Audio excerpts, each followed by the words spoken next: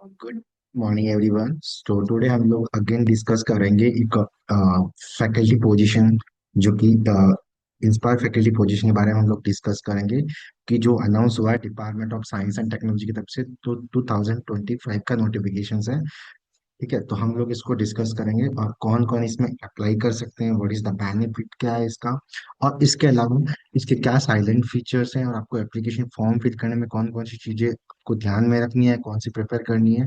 क्योंकि ये जो फेलोशिप है वो आपका पीएचडी जो भी जो जिन स्टूडेंट ने अपनी पीएचडी कंप्लीट कर दी है इंडिया से चाहे अब्रॉड से, वो सब अप्लाई कर सकते हैं। ठीक है, तो हम वन बाय वन स्टेप इस पे हम लोग डिस्कस करेंगे। ठीक है, तो ये जो डिपार्टमेंट ऑफ साइंस टेक्नोलॉजी के जो इंस्पायर पोर्टल है वो है, और इसमें अभी रिसेंटली जस्ट नोटिफिकेशन आउट हुआ है, call for application under the inspire faculty position in the year 2025। तो इसका जो इनिशियल स्टार्टिंग डेट है वो 15 अगस्त है।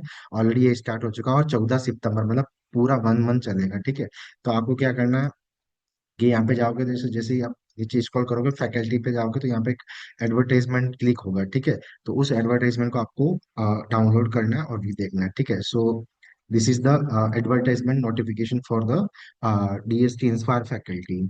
सो हम लोग स्टेप बाय स्टेप इस पे डिस्कस कर रहे हैं। ठीक है, तो अभी जो department of science and technology inspire, इसका full form innovation in science for inspire research scheme for department of science and technology government of India. इसमें क्या होता है कि the young Indian institute to study basic and natural science, जो भी student है जो बेसिक साइंस में और नेचुरल साइंस में उन्होंने पीएचडी करी है, वो इसमें अप्लाई कर सकते हैं इन सब्जेक्ट्स में। ठीक है, तो इसमें कौन कौन से सब both applied science and basic science में होता है, जिसमें engineering, medicine, agriculture and veterinary science भी इंक्लूडेड है। ठीक है, including with basic and applied science. Okay, so दूसरी बात है कि जो इंस्पायर फैकल्टी फेलोशिप है उसमें डॉक्टरेट इन द एज, जिस जिन स्टूडेंट का डॉक्टरेट हो चुका है 27 to 32 ईयर्स में, for carrying out independent research for 5 years, मतलब जो इस अगर ये फेलोशिप मिलती है तो वो 5 ईयर इंडिपेंडेंट रिसर्च कर सकते हैं कि एनी इंडियन इंस्टीट्यूट, चाहे इंडियन यूनिवर्सिटीज हो या इंडियन इंस्टीट्यूट हो, R&D लैब्स हो, एवरीवेयर। ठीक, in the field of basic and applied science including agriculture, medicine and veterinary science, everything. Okay, and the DST now they are released a new domain, the translation research in science and technology domain. इसके बारे में हम बाद में करेंगे भी, इसके लिए क्या क्या एलिजिबल क्राइटेरिया है वो हम जब स्टेप बाय स्टेप डिस्कस करेंगे तो देखना। तो जो भी स्टूडेंट है वो फॉर्म फिल कर रहे हैं, उसे पहले ये वीडियो कंप्लीट देखे ताकि उनको समझ में आएगा। ठीक है, तो ये इसका डीएसटी का पोर्टल है, आप जैसे कि क्लिक करोगे तो उसका ऑफिशियल वेबसाइट में जो बताया वो ओपन हो जाएगा। ठीक है, तो सबसे जो मेन इंपॉर्टेंट पैरामीटर है वो है एलिजिबिलिटी। तो उसके क्या क्या असेंशियल पॉइंट है जो कंपलसरी, तो पहले तो जो स्टूडेंट है वो इंडियन सिटीजन होना चाहिए या people of Indian origin with PIO status having PhD degree in science, mathematics, engineering, pharmacy, medicine and agriculture related subject, any recognised university in the world including India. Okay, so ये नहीं होता कि जो India से PhD कर रहे हो उसको ही मिलेगा, अगर आप अब्रॉड से पीएचडी करके आ रहे हो तो भी आप इस इंस्पायर फैकल्टी में अप्लाई कर सकते हो।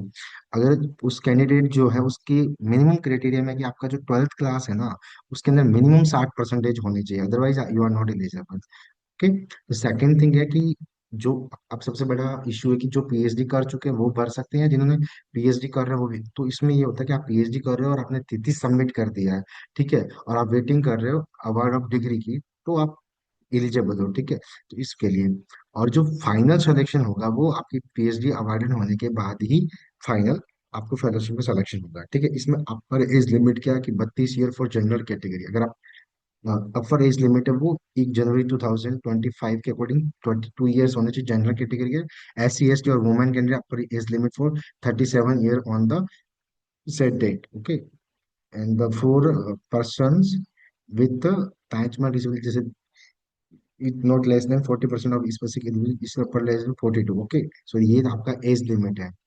बात करते हैं हम लोग, publication is highly reputed journal demonstrating how it is reporting for the candidate. Journals अच्छे होने चाहिए आपके पीएचडी के अंदर या पोस्ट डॉक के अंदर जो आपने सबमिट किए, वो जर्नल अगर बेटर है तो आपका इजीली सिलेक्शन हो जाएगा। उसके अलावा जो एक न्यू सब्जेक्ट एरिया वो हमने पहले डिस्कस किया था, translation and research in science and technology should have be at least 2 patent या at least one guarantee for that credit. ये पैटेंट होना चाहिए अगर आप translation research in science and technology में अप्लाई कर रहे हो तो।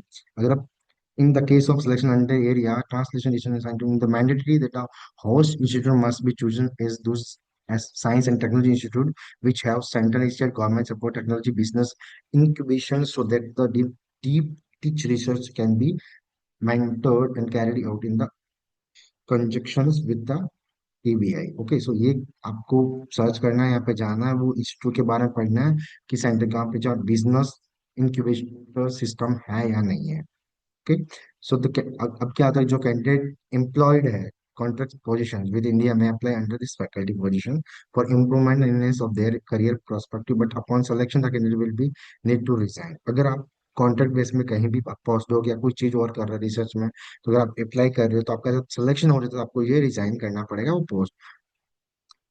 Any kind of would be accepted from the current job and organization before taking the inspired faculty position. The candidate who gets selected to regular position in any institute initially after submission of would be entitled to receive any receipt grant only. Okay.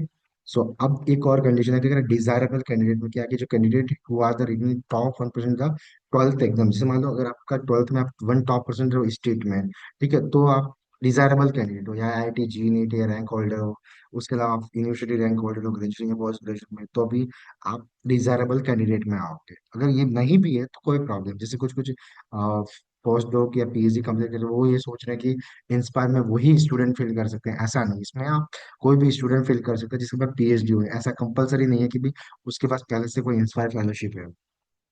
अब बात करते हैं जो stipend आपको fellowship कितना मिलेगा, तो इसमें क्या होगा, 1,25,000 पर month is a fellowship with annual increment of 2,000, मतलब 2,000 का पर ईयर आपको इंक्रीमेंट मिलेगा, और 1,25,000 पर month salary. In addition receive grant of 7 lakh every year for 5 year will be provided to each successful candidate, मतलब जो भी होगा पर ईयर 7 लाख का ग्रांट मिलेगा फॉर 5 ईयर में। And consolidated amount of the 1 lakh पर इंक्लूडिंग फेलोशिप एंड टैक्सेबल, और आपको जो फेलोशिप मिलेगा उसको आपको टैक्स भरना पड़ेगा। ठीक है। अब बात बढ़ती है फेलोशिप कितने साल के लिए, एटलीस्ट मैक्सिमम पीरियड इसका 5 ईयर है।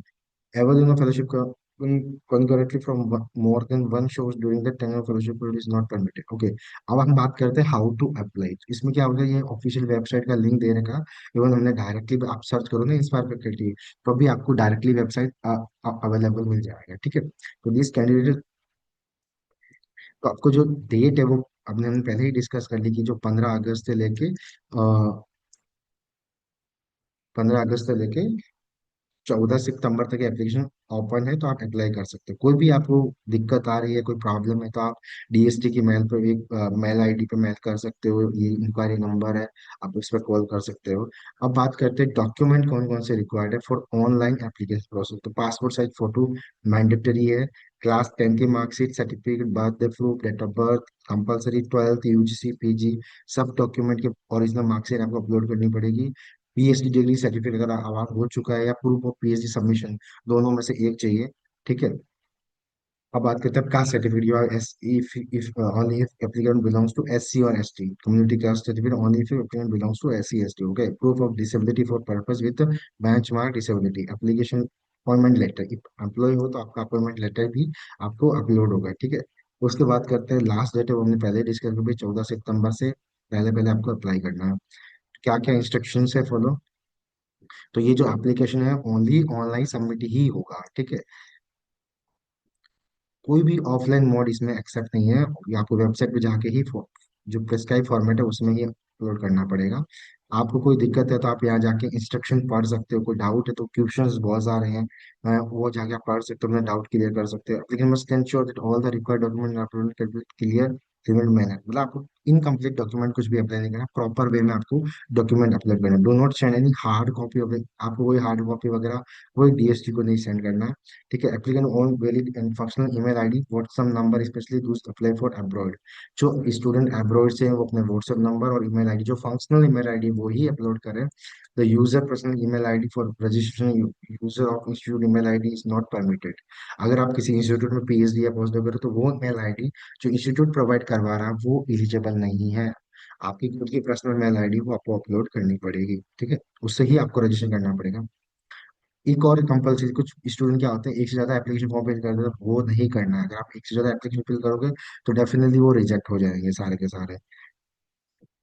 Okay, so any legal process in respect to any matter of claim or dispute arising out of this advertisement or application can be lodged only in Delhi court tribunals forms, and Delhi court tribunals form only shall be able to show to justify for trial in the case. Okay, so ये हमने जो application के regarding जो जो important चीजें हमने discuss करी है, किसी को भी स्टूडेंट को कोई डाउट है वो हमारे कमेंट बॉक्स में कमेंट कर सकता है, और हमारी जो व्हाट्सएप चैनल है उस पे आप मेल आईडी मेंशन है, आप मेल कर सकते हो हमारी टीम को। कोई भी डाउट होगा उसमें बिल्कुल एक सपोर्ट करने के लिए रेडी है। So thank you so much for watching this video.